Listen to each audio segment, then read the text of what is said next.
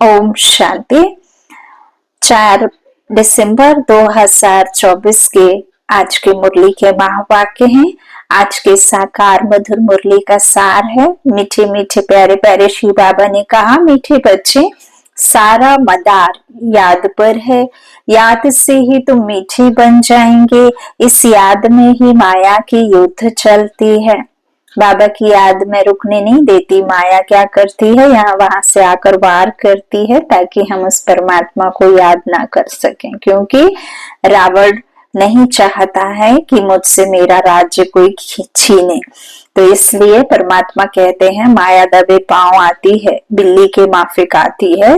इसलिए तुम्हें क्या करना है, याद में रहना है। तो याद में माया बहुत आएगी और युद्ध चलेगी उसके साथ में। तो इसीलिए बाबा कहते ध्यान रखना। प्रश्न मुरली का, इस ड्रामा में कौन सा राज बहुत विचार करने योग्य है जिससे तुम बच्चे ही जानते हो? उत्तर में बाबा ने कहा, तुम जानते हो कि ड्रामा में एक पार्ट 2 बार बज ना सके। सारी दुनिया में जो भी पार्ट बजता है वह 1-2 से नया। तुम विचार करते हो कि सतयुग से लेकर अब तक कैसे दिन बदल जाते हैं, सारी एक्टिविटीज बदल जाती हैं। आत्मा में 5000 वर्ष की एक्टिविटी का रिकॉर्ड भरा हुआ है जो कभी बदल नहीं सकता। जैसा भरा है वैसा ही चलेगा। यह छोटी सी बात तुम बच्चों के सिवाय और किसी की बुद्धि में नहीं आ सकता है। ओम शांति। रूहानी बाप रूहानी बच्चों से पूछते हैं, मीठे मीठे बच्चे, तुम अपना भविष्य का पुरुषोत्तम मुख, पुरुषोत्तम चोला देखते हो? यह पुरुषोत्तम संगम युग है ना। तुम फील करते हो कि हम फिर नई दुनिया सतयुग में इनकी वंशावली में जाएंगे जिसको सुख धाम कहा जाता है। वहां के लिए ही तुम अभी पुरुषोत्तम बन रहे हो। बैठे बैठे यह विचार आना चाहिए। स्टूडेंट जब पढ़ते हैं तो उनकी बुद्धि में यह जरूर रहता है, कल हम यह बनेंगे। वैसे तुम भी जब यहाँ बैठते हो तो भी जानते हो कि हम विष्णु की डायनेस्टी में जाएंगे। तुम्हारी बुद्धि अब अलौकिक है और किसी बाबा कहते मनुष्य की बुद्धि में यह बातें आ ना सके। तो किसी और की बुद्धि में यह बातें रमण नहीं करती होंगी। यह कोई कॉमन सत्संग नहीं है। यहाँ बैठे हो, समझते हो सत्य बाबा जिसको शिव शिव कहते हैं, हमको उनके संग में हम बैठे हैं। शिव बाबा ही रचयिता है, वही इस रचना के आदि मध्य अंत को जानते हैं, वही यह नॉलेज देते हैं। जैसे कल की बात सुनाते हैं, यहाँ बैठे हो यह तो याद होगा ना, हम आए हैं रिज्यूवनेट होने, अर्थात यह शरीर बदल दैवी शरीर लेने। आत्मा कहती है हमारा यह तमो प्रधान पुराना शरीर है, इसको बदल कर ऐसा शरीर लेना है। कितने सहजीव ऑब्जेक्ट है। पढ़ाने वाला टीचर जरूर पढ़ने वाले स्टूडेंट से होशियार होगा ना। पढ़ाते हैं, अच्छे कर्म भी सिखलाते हैं। अभी तुम समझते हो हमको ऊंचते ऊंच भगवान पढ़ाते हैं तो जरूर देवी देवता ही बनाएंगे। बाबा कहते हैं यह पढ़ाई है ही नई दुनिया के लिए, और किसको नई दुनिया का जरा भी पता नहीं है। यह लक्ष्मी नारायण नई दुनिया के मालिक थे। देवी देवताएं भी तो नंबरवार होंगे ना, सब एक जैसे तो हो भी ना सके क्योंकि राजधानी है ना। यह ख्यालात तुम्हारे रहने चाहिए। बाबा कहते चलते रहना चाहिए, है ना। हम आत्मा अभी पतित से पावन बनने के लिए पावन बाप को याद करते हैं। आत्मा याद करती है अपने स्वीट बाप को। बाप खुद कहते हैं तुम मुझे याद करेंगे तो पावन तत्सतो प्रधान बन जाएंगे। सारा मदार याद की यात्रा पर है। बाप जरूर पूछेंगे, बच्चे मुझे कितना समय याद करते हो? याद की यात्रा में ही माया की युद्ध चलती है। तुम युद्ध भी समझते हो, यह यात्रा नहीं परंतु जैसे की लड़ाई है। इसमें ही बहुत खबरदार रहना है। नॉलेज में माया के तूफान आदि की बात नहीं। बच्चे कहते भी हैं बाबा हम आपको याद करते हैं। बाबा कहते हैं ज्ञान में थोड़े ना कोई तूफान आएगा, माया का ज्ञान है, सुन लिया। लेकिन याद में माया के तूफान आते हैं।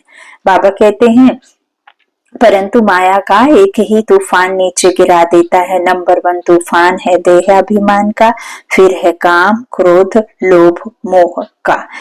बच्चे कहते हैं बाबा हम बहुत कोशिश करते हैं याद में रहने की, कोई विघ्न ना आए, परंतु फिर भी तूफान आ जाते हैं। आज क्रोध का, कभी लोभ का तूफान आया। बाबा आज हमारी अवस्था बहुत अच्छी रही, कोई भी तूफान सारा दिन नहीं आया, बड़ी खुशी रही।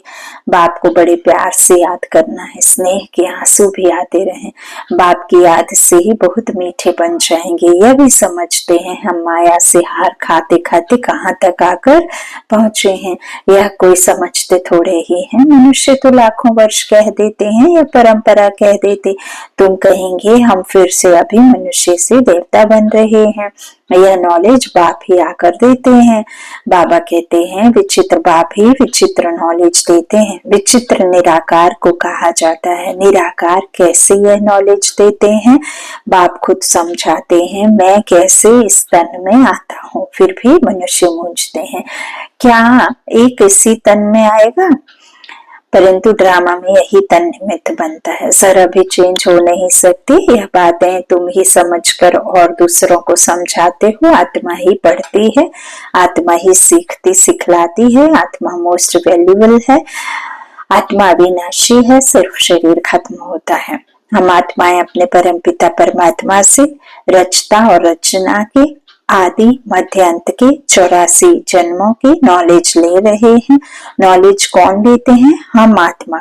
तुम आत्मा ने ही नॉलेजफुल बाप से मूल वतन सूक्ष्म वतन को जाना है। मनुष्यों को पता ही नहीं है कि हमें अपने को आत्मा समझना है। मनुष्य तो अपने को शरीर समझ उल्टे लटक पड़े हैं। गायन है आत्मा सत्य चित्त आनंद स्वरूप है। परमात्मा की सबसे जास्ती महिमा है। एक बाप की कितनी महिमा है, वही दुखारता सुख करता है। मच्छर आदि की तो इतनी महिमा नहीं करेंगे कि वह दुखारता सुख करता है, ज्ञान का सागर है, नहीं, यह है बाप की महिमा। तुम बच्चे भी मास्टर दुखारता सुख करता हो। तुम बच्चों को भी यह नॉलेज नहीं थी। जैसे बेबी बुद्धि थे, बच्चे में नॉलेज नहीं होती और कोई अवगुण भी नहीं होता है, इसलिए उसे महात्मा कहा जाता है, क्योंकि पवित्र है। जितना छोटा बच्चा उतना नंबर 1 फूल, बिल्कुल ही जैसे कर्मातीत अवस्था। कर्म अकर्म विकर्म को कुछ भी नहीं जानते हैं, इसलिए वो फूल है। सबको कशिश करते हैं, जैसे एक बाप सभी को कशिश करते हैं। बाप आए ही हैं सभी को कशिश कर खुशबूदार फूल बनाने। कई तो कांटे के कांटे ही रह जाते हैं। 5 विकारों के वशीभूत होने वाले को कांटा कहा जाता है। नंबर 1 कांटा है देहाभिमान का, जिससे और को कांटों का जन्म होता है। कांटों का जंगल बहुत दुख देता है। किस्म किस्म के कांटे जंगल में होते हैं ना, इसलिए उसको दुख धाम कहा जाता है। बाबा कहते हैं नई दुनिया में कांटे नहीं होते, इसलिए उसको सुखधाम कहा जाता है। श्री बाबा फूलों का बगीचा लगाते हैं। रावण कांटों का जंगल लगाता है, इसलिए रावण को कांटों की झाड़ियों से जलाते हैं और बाप पर फूल चढ़ाते हैं। श्री बाबा की भगवान की महिमा गाते हैं और रावण को जलाते हैं। बाबा कहते हैं इन बातों को बाप जाने और बच्चे जाने और न जाने कोई। तुम बच्चे जानते हो ड्रामा में एक पार्ट 2 बार बज ना सके। बुद्धि में है सारी दुनिया में जो पार्ट बजता है वह 1-2 से नया। तुम विचार करो सतयुग से लेकर अब तक कैसे दिन बदल जाता है। सारी एक्टिविटी ही बदल जाती है। 5000 वर्ष की एक्टिविटी का रिकॉर्ड आत्मा में भरा हुआ है, वह कभी बदल नहीं सकता। बाबा कहते 5000 वर्ष का जो भी जिस आत्मा में जैसा भी पार्ट भरा हुआ है वो वैसा ही चलेगा, वैसा ही रिपीट होगा। ऐसे नहीं कि हमारा किसी और को दे देंगे। जो हमारी आत्मा ने इतने समय से और इतने जन्मों तक जो पार्ट बजाया है वही बजाएंगे, है ना। दूसरी आत्मा ने जो बजाया दूसरी आत्मा बजाएगी। तो बाबा कहते हैं किसी और को वो मिल जाए ऐसा संभव नहीं। एक का ना मिले दूसरे से, वह कभी बदल नहीं सकता। हर आत्मा में अपना अपना पार्ट भरा हुआ है। ये छोटी सी बात भी कोई की बुद्धि में आ ना सके। इस ड्रामा के पास्ट, प्रेजेंट और फ्यूचर को तुम जानते हो। यह स्कूल है ना, पवित्र बन बाप को याद करने की पढ़ाई बाप पढ़ा रहे हैं। यह बातें कभी सोची थी कि बाप आकर ऐसे पतित से पावन बनाने की पढ़ाई पढ़ाएंगे? इस पढ़ाई से ही हम विश्व के मालिक बनेंगे। भक्ति मार्ग के पुस्तक ही अलग है, उसको कभी पढ़ाई नहीं कहा जाता। ज्ञान के बिना सदगति हो भी कैसे? बाप बिना ज्ञान कहाँ से आए जिससे सदगति हो? यहाँ तो आत्माएं दुर्गति में गई ना, शरीर में पाठ बजाते बजाते। तो आत्माओं की सदगति दाता तो परमात्मा ही करा सके। तो सदगति में जब तुम होंगे तब भक्ति करेंगे। नहीं, बाबा है ही अपार सुख। फिर भक्ति बाबा कहते हैं किस लिए करें? यह ज्ञान अभी ही तुम्हें मिलता है। जब दुख आता है तब तो भक्ति में जाते हैं ना, ज्ञान से फिर सुख में चले जाते हैं। तो सारा ज्ञान आत्मा में रहता है। आत्मा का कोई धर्म नहीं होता। आत्मा जब शरीर धारण करती है फिर कहते हैं फलाना इस धर्म का है। आत्मा का धर्म क्या है? एक तो आत्मा बिंदी में सल है और शांत स्वरूप है, शांति धाम में रहती है। अभी बाप समझाते हैं सभी बच्चों का बाप पर हक है। बहुत बच्चे हैं जो और धर्मों में कन्वर्ट हो गए हैं। वह देवी देवता धर्म छोड़ दूसरे धर्म में गए हैं। वह सभी पत्ते लौट अपनी जगह पर आ जाएंगे। तुम्हें पहले तो बाप का परिचय देना है। इन बातों में भी सचमुच हुए हैं। तुम बच्चे समझते हो अभी हमें कौन पढ़ाते हैं? बेहद का बाप। श्री कृष्ण तो देहधारी है, इनको ब्रह्मा बाबा को भी दादा कहेंगे। तुम सब भाई भाई हो ना।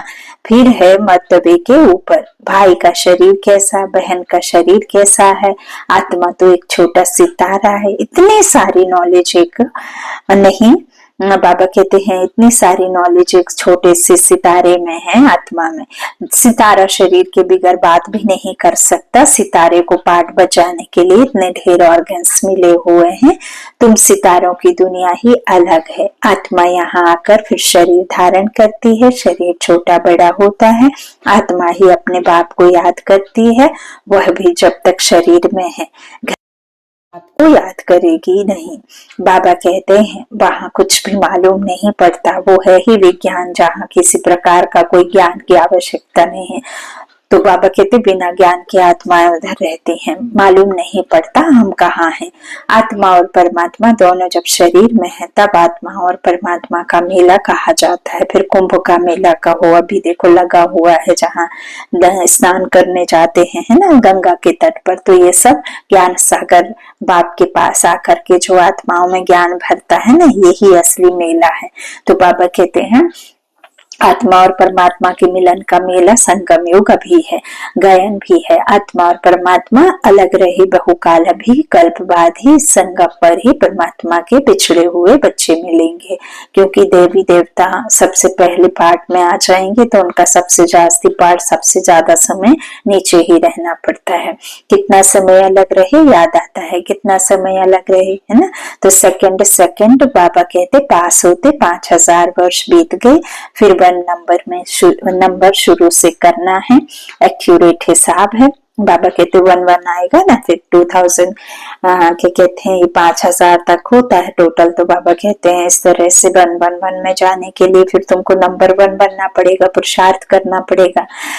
तो शुरू करना है 1 नंबर से। एक्यूरेट हिसाब है। अभी तुमसे कोई पूछे इसने कब जन्म लिया था तो तुम एक्यूरेट बता सकते हो। श्री कृष्ण ही पहले नंबर में जन्म लेता है। शिव का तो कुछ भी मिनट सेकंड नहीं निकाल सकते। श्री कृष्ण के लिए तिथि तारीख मिनट सेकंड निकाल सकते हो।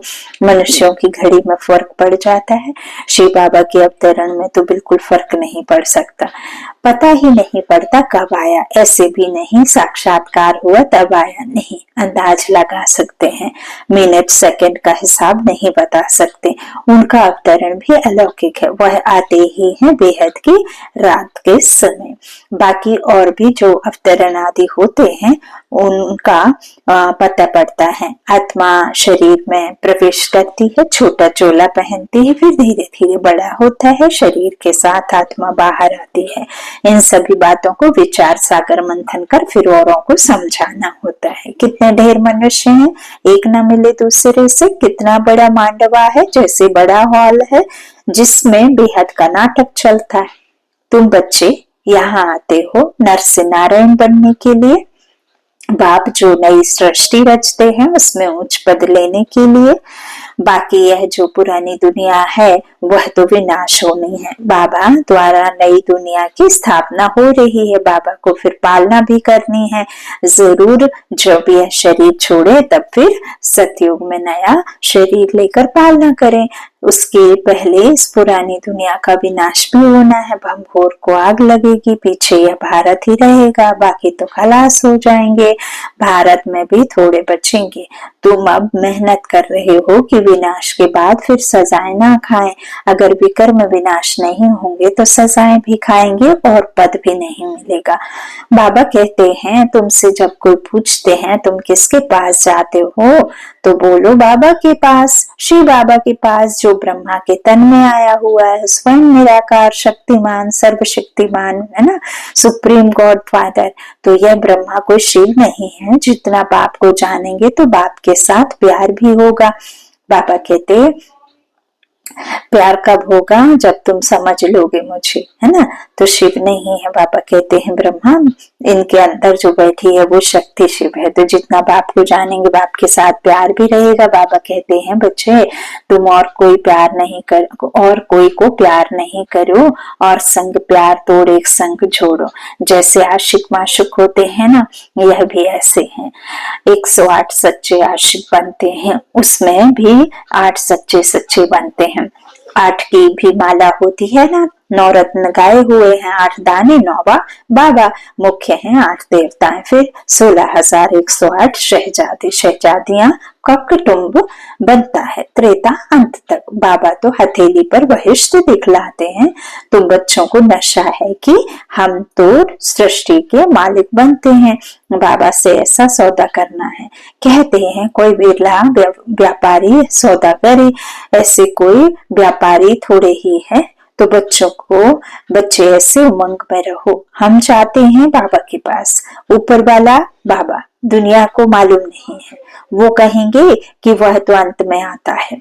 अब वही कलयुग का अंत है, वही गीता महाभारत का समय है, वही यादव जो मुसल निकाल रहे हैं, वही कौरवों का राज्य, और वही तुम पांडव खड़े हो। यहाँ समझना बाबा क्या कह रहे हैं। बेहद की लड़ाई महाभारत की लगी हुई है।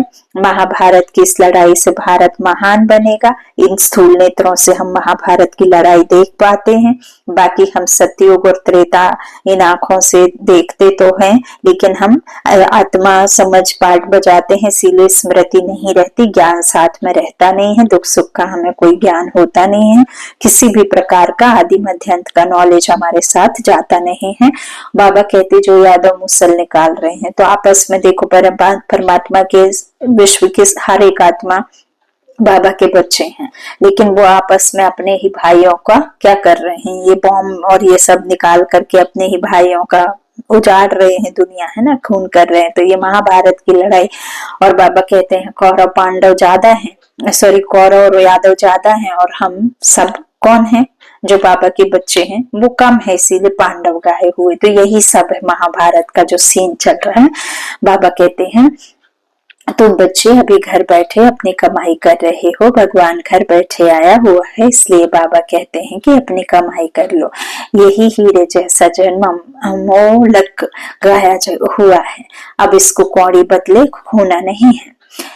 अब तुम इस सारी दुनिया को राम राज्य बनाते हो, तुमको शिव से शक्ति मिल रही है, बाकी आजकल कईयों की अकाले मृत्यु भी हो जाती है। बाबा बुद्धि का ताला खोलता है और माया बुद्धि का ताला बंद कर देती है।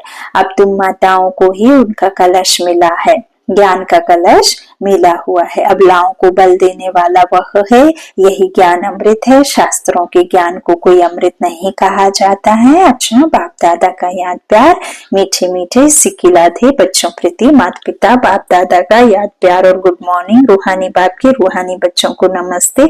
हम रूहानी बच्चों की रूहानी माता पिता बाप दादा को याद प्यार और गुड मॉर्निंग। शुक्रिया बाबा। धारणा के लिए मुख्य सार। पहला, बाबा ने कहा एक बाप की कशिश में रहकर खुशबूदार फूल बनना है, अपने स्वीट बाप को याद कर देह अभिमान के कांटे को जला देना है। दूसरा, इसी रे तुल्य जन्म में अविनाशी कमाई जमा करनी है, कौड़ियों के बदले इसे गंवाना नहीं है। एक बाप से सच्चा प्यार करना है, एक के संग में रहना है। वरदान, ब्राह्मण जीवन में सदा खुशी की खुराक खाने और खुशी बांटने वाले खुश नसीब भव। इस दुनिया में आप ब्राह्मणों जैसा खुश नसीब कोई हो नहीं सकता, क्योंकि इस जीवन में ही आप सबको बाप दादा का दिल तख्त मिलता है। सदा खुशी की खुराक खाते हो और खुशी बांटते हो। इस समय बेफिक्र बादशाह हो, ऐसी बेफिक्र जीवन सारे कल्प में और किसी भी युग में नहीं है।